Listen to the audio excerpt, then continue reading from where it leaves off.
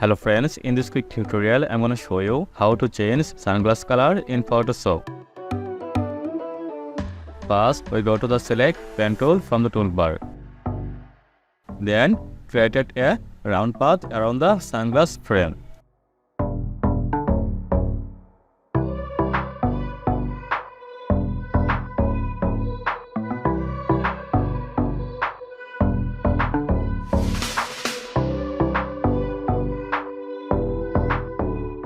Right click and choose make a selection, color radius 0.5.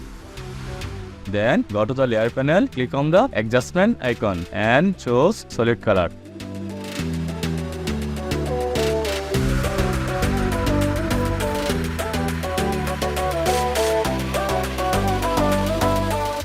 Normal to color.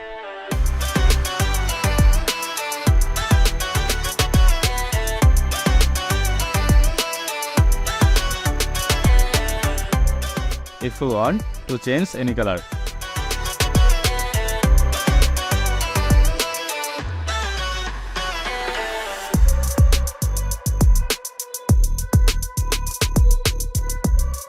If you enjoyed this video, don't forget like, comment and subscribe for more videos.